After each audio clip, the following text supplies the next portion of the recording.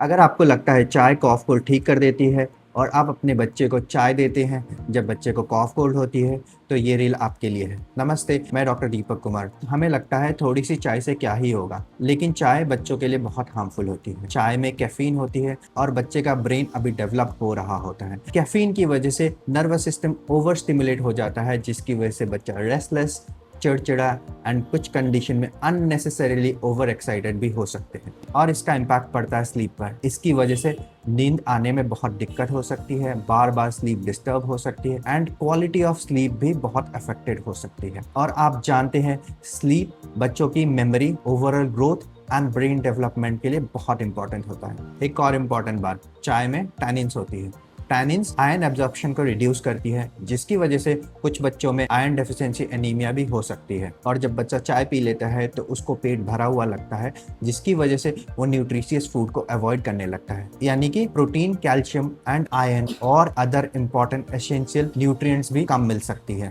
और सबसे इंपॉर्टेंट बात, कॉफ कोल्ड में चाय देना बिल्कुल जरूरी नहीं है, बल्कि जो कॉफ कोल्ड होता है ज्यादातर केसेस में वायरल इन्फेक्शन की वजह से होता है। इसमें जो ट्रीटमेंट होती है ज्यादातर सपोर्टिव केयर होती है, जिसमें adequate fluid, rest and age appropriate treatment he most important होता है। तो अगली बार आपके बच्चे को अगर कॉफ कोल्ड हो और आप ये सोचे कि थोड़ी सी चाय दे देते हैं, तो इस बात को जरूर याद रखिएगा। चाय एक छोटी सी आदत लग सकती है, लेकिन ग्रोइंग चाइल्ड के लिए चाय अवॉइड करना ही बेटर रहेगा। बच्चे को चाय नहीं बल्कि proper nutrition, hydration and good sleep दीजिए। धन्यवाद।